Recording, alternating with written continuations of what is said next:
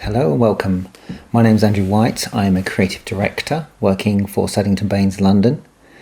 Today I really want to talk about and take you through some projects that I worked on in Cinema 4D and really talk to why it's my go-to tool and how it enables me to develop and explore creative ideas within the studio. First off, I thought I'd just show you through our house reel, give you an idea of the type of work that we create here. So I'll just fire this up so you can have a quick watch of this.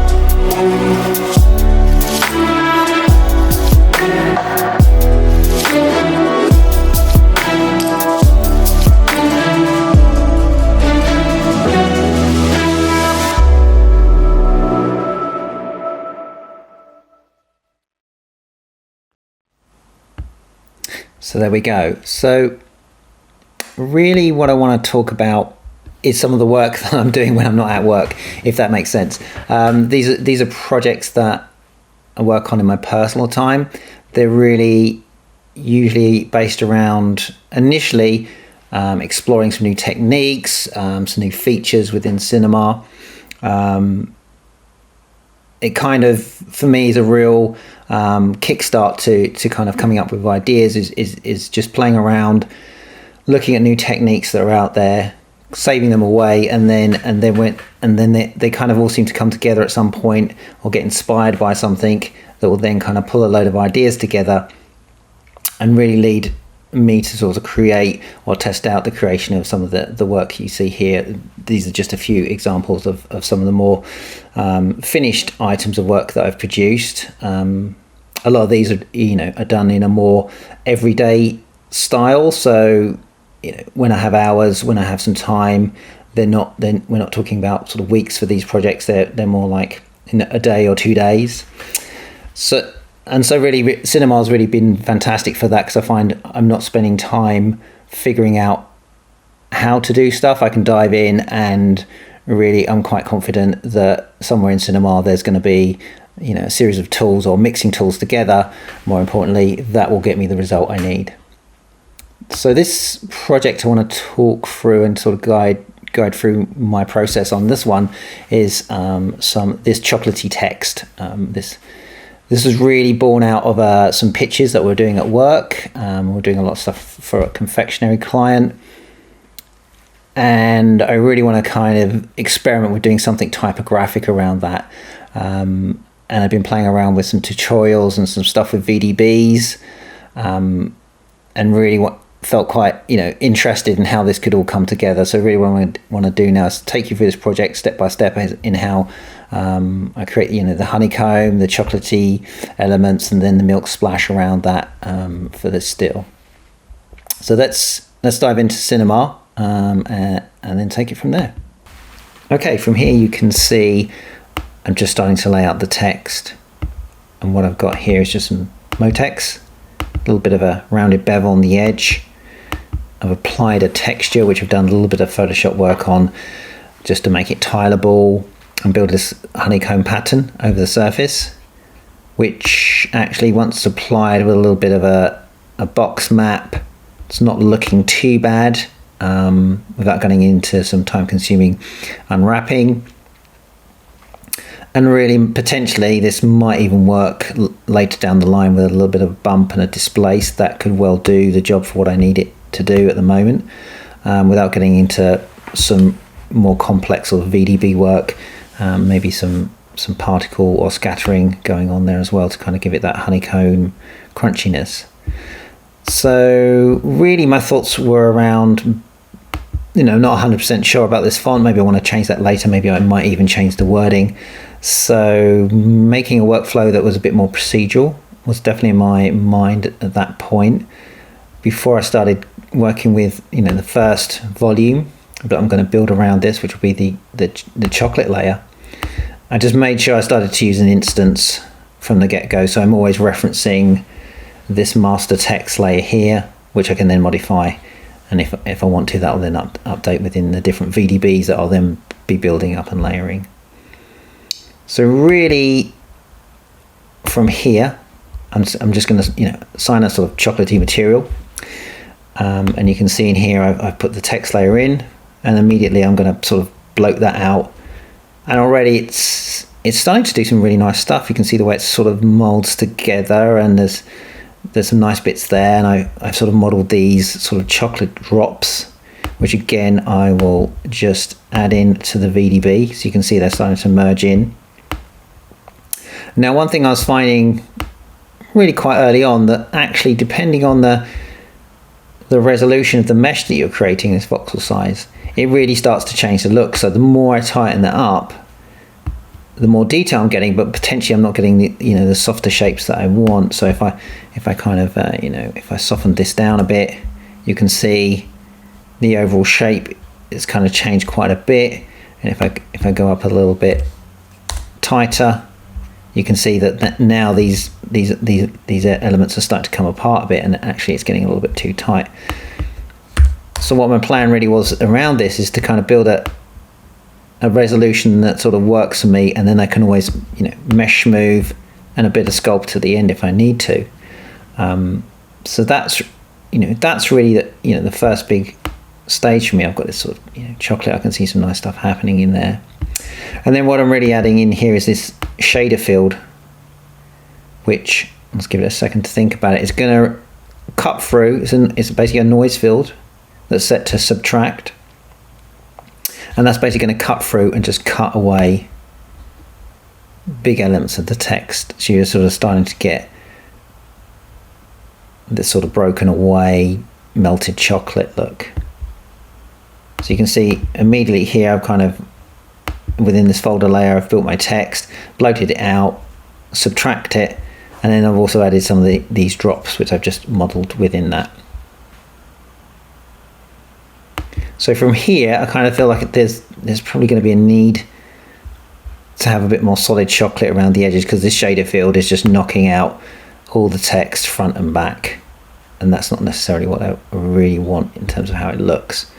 So within the next layer, a next VDB, I'm going in here, I'm taking my instance text again, I'm bloating it out to a similar setting to I've used before. You can see it's slightly less, so you're getting this sort of nice layer happening here where there's a bit more layering, which again looks a little bit like melted chocolate. And again I'm applying a shader field to this, but within how I'm using it, I've kind of set its level to only cut off some of this front face, so it's only really doing like a little bit of work here. So you can see how this quite quickly now, this sort of chocolate layer is coming together and looking pretty good. Again, I can play around with resolution here to kind of get the desired look I need. But really, this is quite promising, and the text is fitting in there really well. So the next stage for me really is about how I build the milk.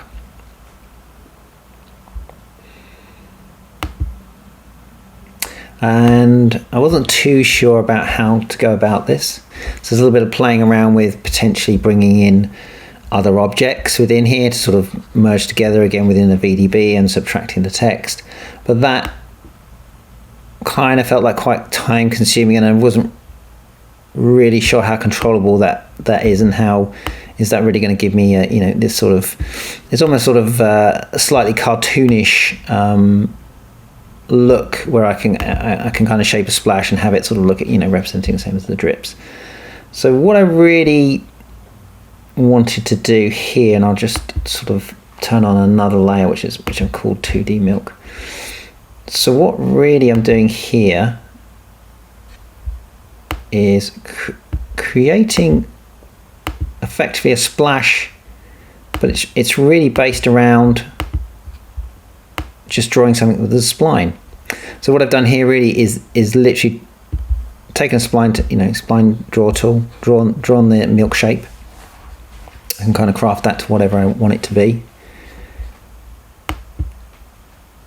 Simple extrude, and then a bit of a displacer and an FFD, which starts to make a very sort of ugly looking mesh here, but you kind of get the shape you want.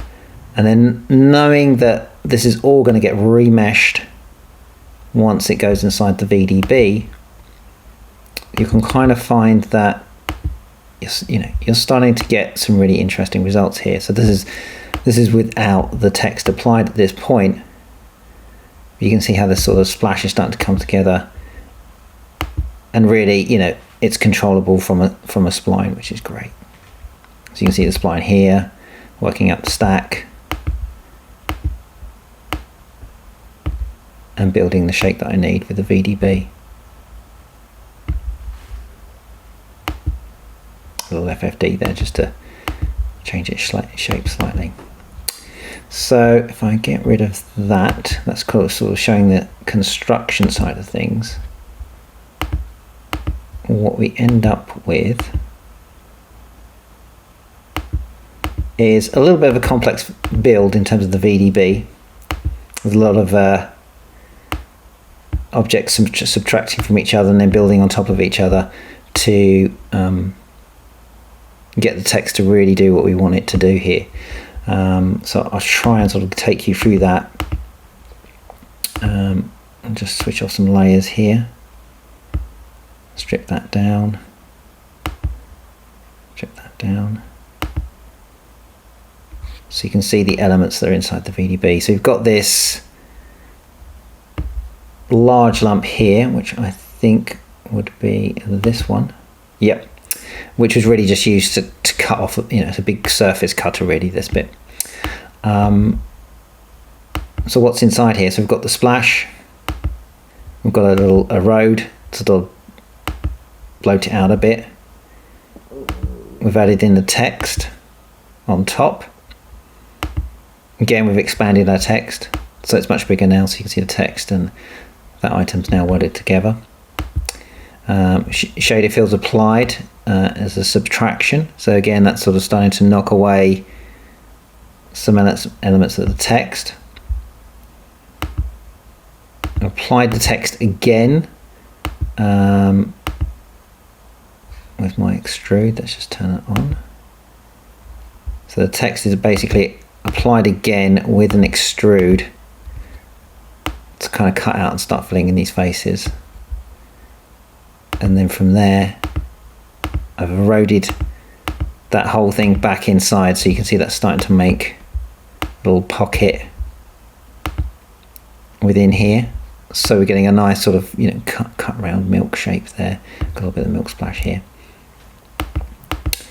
So really the thing with VDBs is when they get to this sort of level, it's really kind of trying to keep track of what your layers are doing and really being able to switch them off, because sometimes when you switch things off inside a VDB, it still sort of shows the geometry but not the effect, as you saw earlier with that extrude. So just being mindful that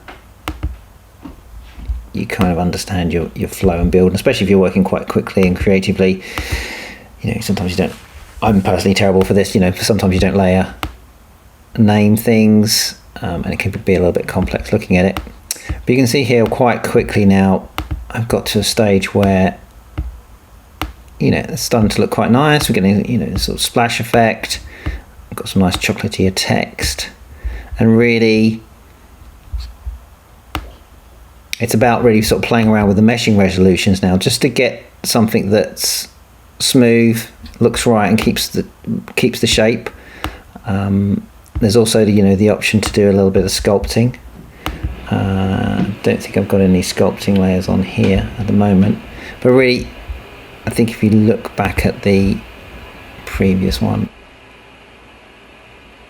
you can see here really that a little bit of work, some nice shaders, and the whole thing sort of starting to come together, and we've just scattered a few little chocolatey honeycomb bits around the outside, and I ended up adding some bit of text in it with the milk as well, just for fun.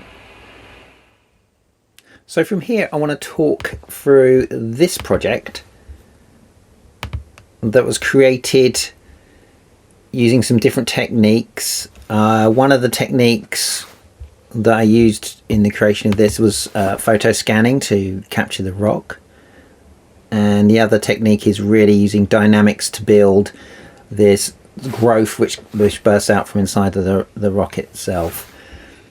The idea really came about through having scanned this rock a little while ago, just working with Agisoft at the time, and wanted a little test item to do that, and I had this rock in the garden which had naturally split into fragments, so I thought that, oh, that would be cool. I'll scan, you know, the 3 different sections of it, see if we can build that, and then I can reassemble it in 3D and then use it some time to do a nice little sample piece where the rock would crack apart and something could happen.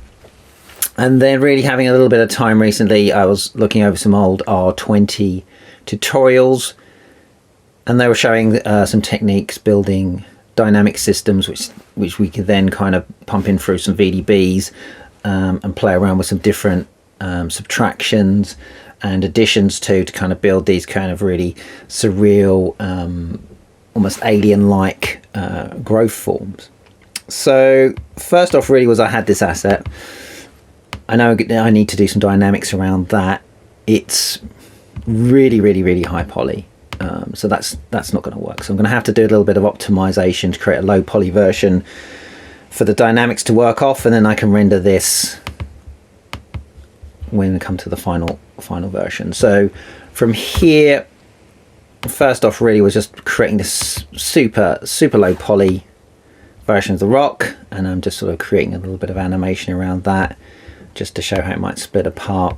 And then the idea really is for something to happen within the middle of it as these rocks come apart. There's also a little rotation, so I want the dynamic system to stick with that, follow that, and adhere to all the, you know, the detail of the rock surfaces that we've got here. So starting point for this really is our friend the sphere, and I'm just going to put it into a cloner.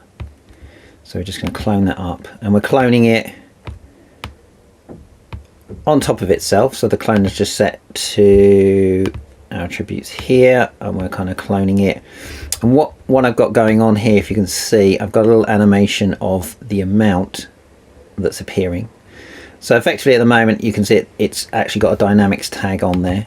So it's cloning with no offsets. It's cloning on top of itself. So to be able to clone it, then has to push itself away from itself. And to do that, we go in, add a dynamics tag. We're giving it a little follow position, so it obviously tries to stay where it originally was generated from, but obviously each version of itself pushes it further away. And we're also then making sure, in this particular example, we don't want any kind of bounce or friction or noise. We want them to kind of appear and just form, and not much else happen with them. So you can see they're kind of forming now, popping out, and they're filling up into a space based on the fact that I've got the rocks, which we've just switched off, which are there, and they're just set again as a collider. So we can just play that again. So from here you can sort of see the spheres starting to populate inside the cavity.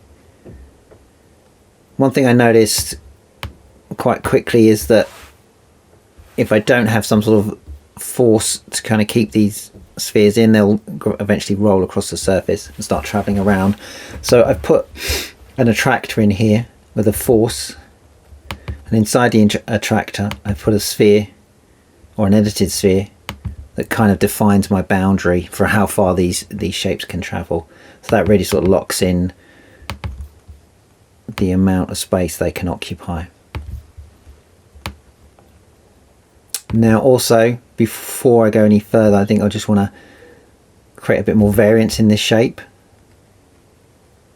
So I'll just add this effector that I've already got here. That just sits inside there. And it's just a random on scale. So again, we can sort of have a look at that. And that's just adding a little bit more interest there into the shape and form. Boop.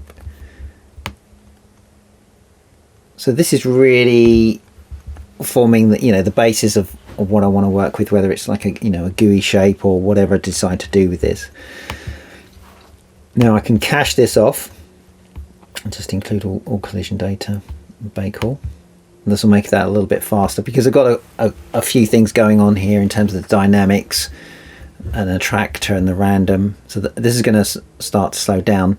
And what I'm thinking about really is how this is going to work in terms of adding it to VDB and being able to kind of subtract and add and play around with different effects quite quickly.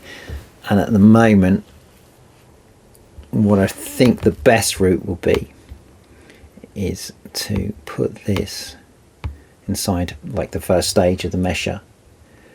So take this inside there, put that inside the mesher. That's quite low at the moment, so I'm just going to try let's pull that down, try a value of 4. Oh no, it's still way off. 1. So 1's kind of getting there, maybe even higher might be needed, but I'll do this for this sample at the moment. So now I've got this meshed inside a volume, and I've cached the dynamics. It's still probably going to be a bit slow in terms of what I want to do, because then I'm going to have to still stick all this stuff inside extra volumes. So this is really, I kind of read about this a little while back and haven't really used it until now, which is the limbic workflow in cinema, which sort of makes perfect sense. So really the ability to take all this stuff that I've got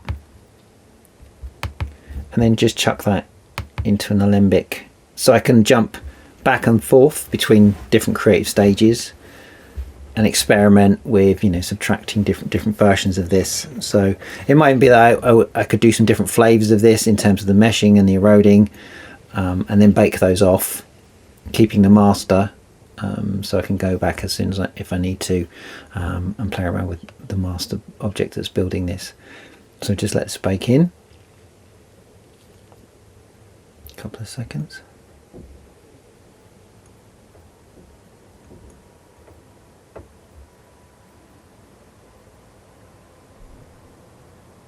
Okay, so that's built. Now I'm going to switch off the master object, but we can see that's not really matching up at the moment. So it is moving, but it's not synced up with my rock for some reason. And actually that's because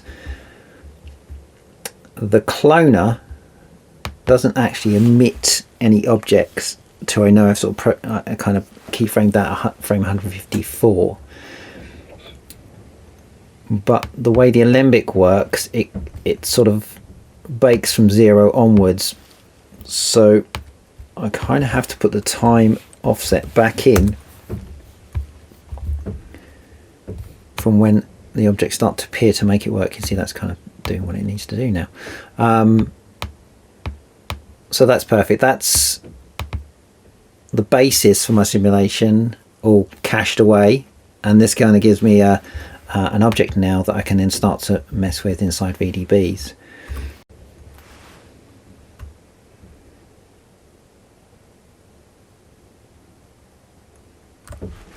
Okay, from here you can see I'm playing around with the meshing. I've got a much tighter mesh.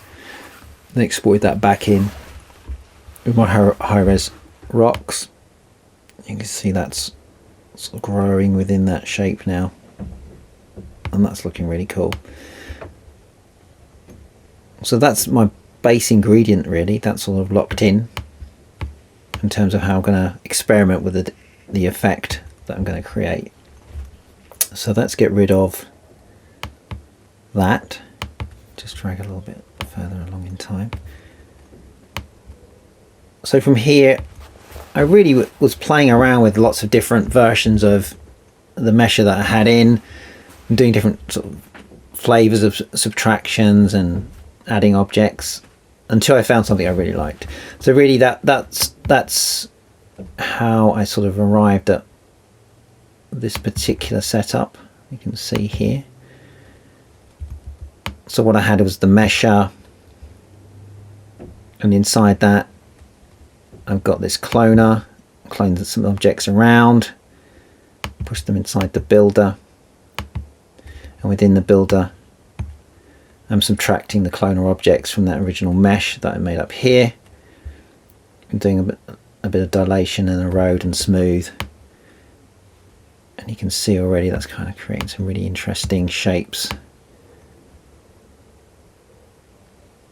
which look quite nice by themselves.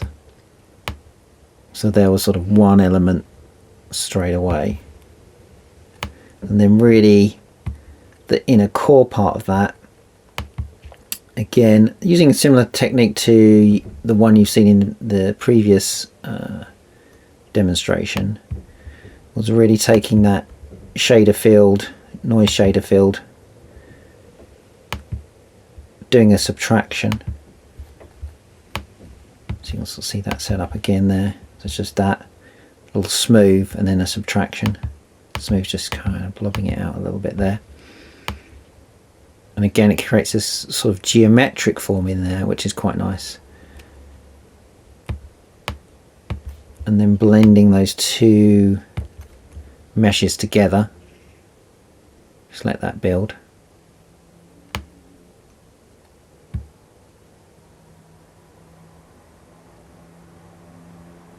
There we go. And it's creating some really interesting shapes here that fit around the rock.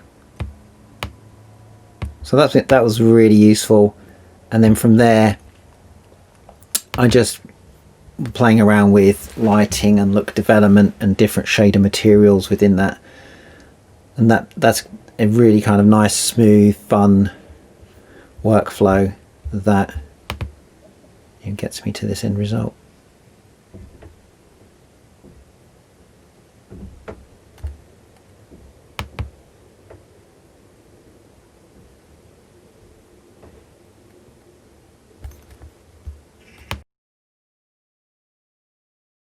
So the next project that I'd like to show you came off the back of in-house work that we're doing for our beauty sector reel.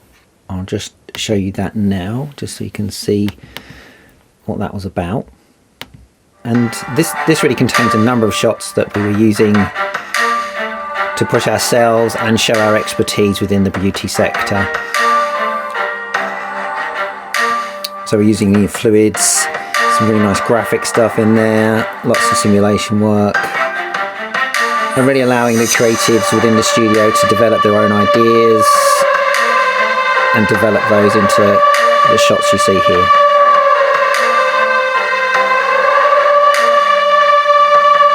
It's a mixture of work. We're sort of working in Houdini, with some of the stuff's in cinema, some of the stuff's within Nuke, some of the stuff's within Maya.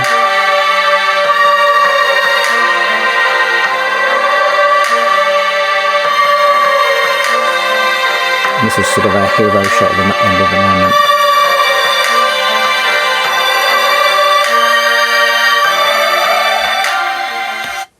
So the shot I want to talk to really is a concept that I was working on just to really flush out some ideas that the intention was to really later brief it in to one of the other artists within the studio and work it up further, but it kind of just developed and ended up being a shot within the reel in itself. This idea really around having the perfume bottle and it attracting these, you know, fantastic sort of chromy and glass-like prisms towards it, and having them sort of you know, reflect and do all sorts of lovely stuff within that. So really, as I said initially, it was a concept and more based around something I'd kind of wanted to play with for a little while, which was dynamic. I've called this dynamic arrangement, which is really building systems or structures and then using dynamics to set their initial state before you go in. So really populating this circle was the challenge, getting everything to be in the right place and not intersecting, and you know, being as dense as possible. But let's start off by getting some dynamics in here, some rigid body, just to arrange these. So that's sort of doing what we expect. We want to just add in a little bit of follow position so they'll try and stay put.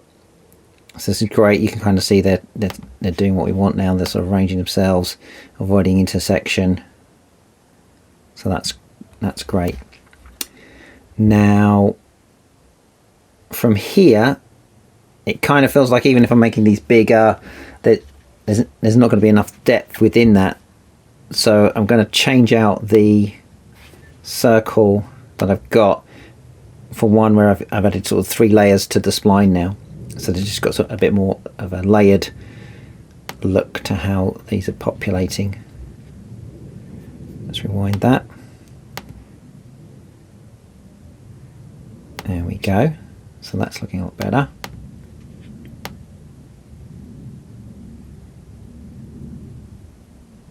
So now what I want to do is just dial in some parameters in terms of randomness and size. So I've got 3 effectors going on here. First one is first random. Let's just put that one in.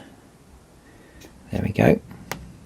So you can see it's just giving me a random scale on everything and a bit of random rotation.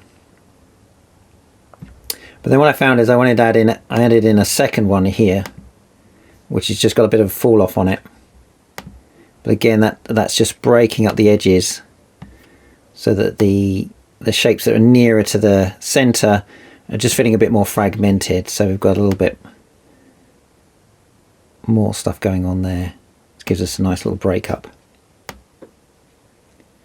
Now, one thing I've kind of found in the past, and I was kind of aware of when doing this, is you're always finding when you're using attractors, and you know, we're going to have a collision object in the middle here, which will be our cologne bottle. There's always going to be 1 or 2 of these objects which are just going to sort of go a bit crazy, go off and do its own thing, or maybe its position isn't what you want it to be. So what I've put in here is this kill plane. That's just got a scale set to -1. The idea behind this now is that I can grab a Mo select,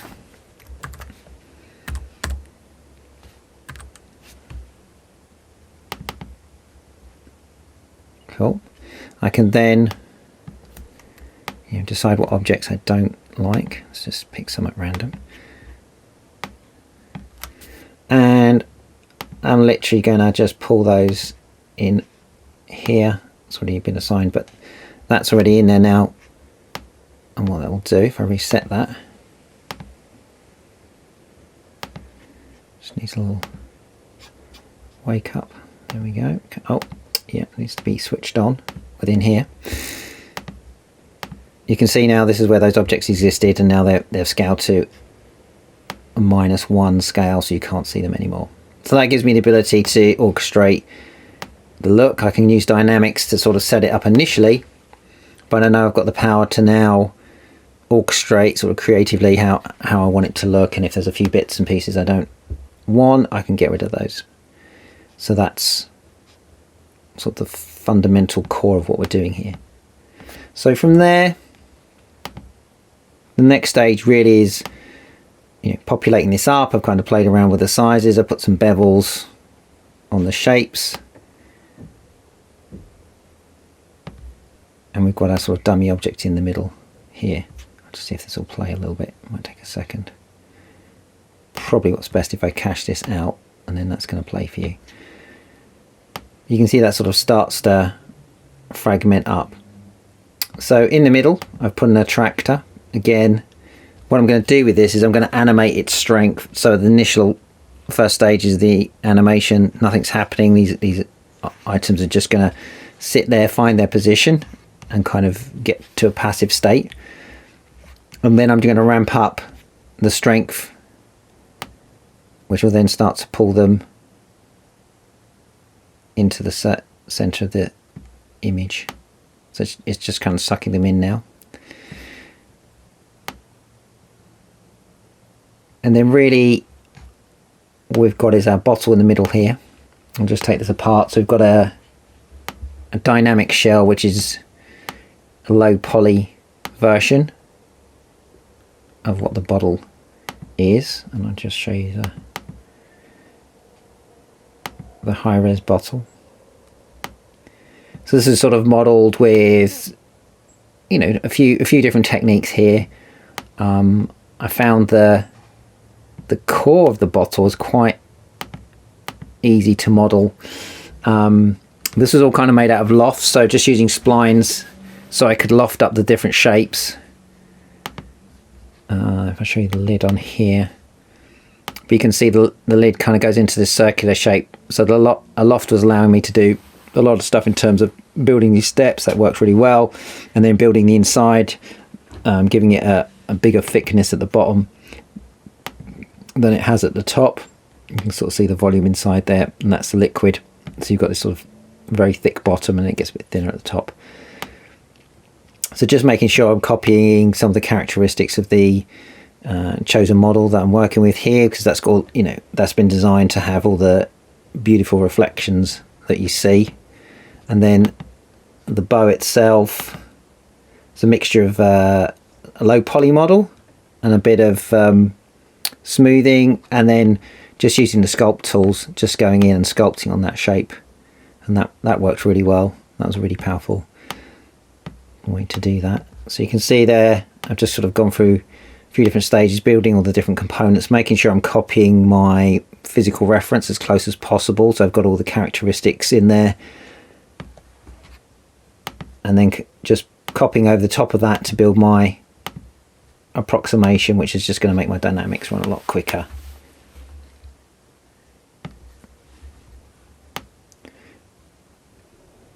And there you go. And then it really is a matter of just caching this out, then going through, having a look if there's anything, you know, here's a good example here where objects aren't quite working, the simulations, maybe it needs a bit more precision, or maybe I can just go in there and, again, as I was showing before, I can just use the mode selection, select any sort of bad objects that aren't really doing what I want, or maybe they kind of bounce in front of the camera, and go from there. And then really it was a matter of just starting to do some look dev in the intention really to hand it off to another artist in the studio, but the look dev kind of got us so far that it just ended up being the final shot, which was great. I think we just rendered this one in Arnold at the time, which was through Cinema, which worked really, really well for us. So I'll just go through and just show you that shot again. Here we go. So a little bit of depth of field, assign some illumination to these spheres on the outside. I'm just making this nice little pattern in the background. But you can see where, you know, just making sure you've got the right amount of detail in your modeling kind of what helps everything really feel real. And I think a lot of the stuff we do within the beauty sector, especially when you're working with products that have little imperfections because of the scale of them, the way they're manufactured, a lot of the time we're finding ourselves, you know, you rehand model a lot of this stuff just to dial in all the little manufacturing shapes and forms that you get, so it doesn't look so artificial. It kind of just gives it a little bit more of a natural feel. You just don't get light to kind of do what it wants if you're kind of using sort of CAD data or stuff like that. Okay, what I want to do here is just take you through some stages that I went through to build this trainer animation. Just a few technical things which are quite interesting in this one, and I sort of had to solve to get to this final result, which is sort of this trainer which is all built of splines. And we can see here, if we play this, it animates, appears on screen. Got sort of nice flowy splines at the end. So let's just jump in and have a quick look at the setup on this one. So really starting off with the modelled shoe that we have here. Immediately there's quite a nice way in Cinema just to convert this to splines. So we'll just go through that now. So this is using what we call a plane cut tool. As you can see, there's quite a few parameters in this in terms of the offset, number of cuts and spacing. You have to really play around with the spacing because that's sort of based on your global scale of your model. One thing to be mindful of is when we're doing this is just making sure we've got the selected cuts hashed on. What this means is when we do eventually arrive at the amount of splines we want to do, just execute that now. It immediately leaves this as a live selection once we've done that, and then that enables us to jump in, kind of select an edge to spline, and immediately now you can see we've got a spline version of our shoe. Obviously we can sort of later on we can dial in a bit more detail in terms of how the splines are and how they're subdivided, so they kind of get a bit more smooth. They're quite angular at the moment in places. And what I found in the final sample is I ended up building this with sort of different meshed sections. So I kind of meshed the shoe to different subdivision levels and then applied splines to that. So I kind of got that more varied look that you sort of see here. You can probably see it closer to still to its construction. So there's kind of like ripped off meshes, then put splines on them, and then put splines over the top of that.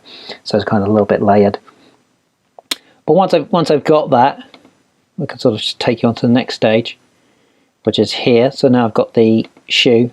I applied some sort of keyframes in there, so a little bit of animation. So I've got it dropping in, and I put a little bit of bend. So I've got a little bend modifier just on the toe. So when it hits the ground, I've just animated that in. And it's also got a little bit of stretch and squash, which is then giving it this little sort of nice little impact as it hits the ground, does a little bend. That's working pretty well. So I kind of start, I can start to build up different parts to this, adding more detail. But that sort of gives me the basis for what I want to do there. So from there, then I started to look at the floor. This was reasonably straightforward setup. So I've just got I made a circle, put it inside a cloner.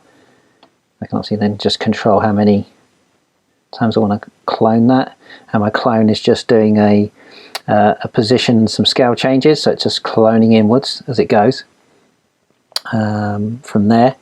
And then I just added a random, which is just giving me a little bit more interest in the floor surface. And then really the challenge really was just kind of get it to respond to the shoe as the shoe comes in.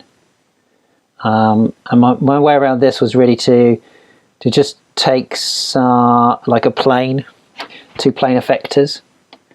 Got one for the heel, you can see it there.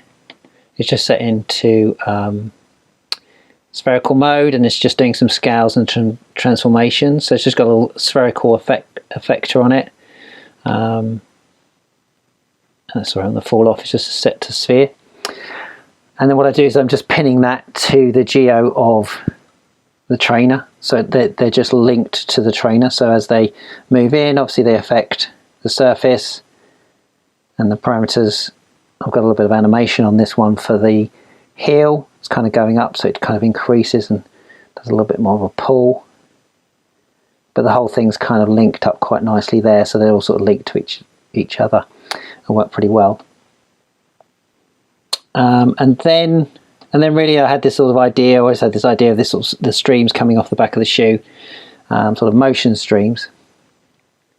And to kind of solve that one, I ended up using sort of a couple of little stages ready to get this to happen. So what we've got just an emitter, which you can see under the shoe here. This is emitting particles. And then a matrix, which is then looking at the emitter. So the emitter is then pulled into the matrix. So that's just then emitting these kind of, null object cubes. And then our tracer then looking at that matrix object to start to trace paths from that. You can see I've got this sort of set quite low at the moment. Just rewind that. Obviously this starts to have a lot for my machine to think about at the moment, but you kind of see, it's starting to work there. And then it was just a matter of playing around with different effectors again to kind of bend it and wobble it and kind of get the shape I wanted. But what I found is this was kind of, once I got this sort of set up, this was quite cumbersome. So again, on this one, I just went back and baked it all out. So just, I've got the shapes now, but you can see now, once I've really upped the information on the splines themselves, so they've got a lot of points on them. And I've just baked that down as limbic, so that'll still plays really nice and fluidly in the viewport. You can see it all moving, which is great. Now, at the time, this was kind of an older setup in cinema. So at the time, I think I was kind of still just using Arnold, but I was kind of wanting to do a few quick sample renders, and obviously like lofting these as splines just would be crazy. So what I ended up finding out is I could just use a hair shader, just using a standard C4D hair shader on any of these splines, and then what that allows you to do is just render these reasonably quickly in the viewport. You can see here, there you go. There's a lot of stuff, if you loft that, that's huge. So you can just see that starting to build up pretty quickly. Give me a good idea of what this whole thing's looking like in the viewport, and I can get sort of test renders done very quickly with that, just using a hair shader assigned to splines, just using the standard cinema render. So that was, there's a really good process for me. But again, I think that's, it's just a great example of, just being able to flesh out an idea. I'm not kind of getting into, what I call Houdini level of very complex systems. I'm able to just sort of mock everything up, get a really good idea of this concept, whether I want to pursue it further or not, and how it might look and feel from there. What I'd really like to say is thank you for your time today. I hope there's stuff in there that gives you an idea of how I work and how I use cinema, and hopefully there's some stuff in there that you can take and use and develop further on concept that you're working on, for personal or commercial stuff that you have at the moment. I really kind of can't emphasize enough how flexible cinema is to use, and how I don't really have to think too much in terms of blending some dynamics with some manual animation, and going back and caching what it really is a great workflow in terms of how I like to work, because I'm never really sure where I want to end up. So the ability to kind of bounce around between different manual effectors versus dynamics versus something more orchestrated, that's exactly how I like to work, and it gives me the flexibility to really get what I need within a very short period of time, which I have to have. So yeah, looking forward to new features and hopefully, yeah, seeing some new work from the community in the future. That's always exciting. Looking forward to that. Thank you.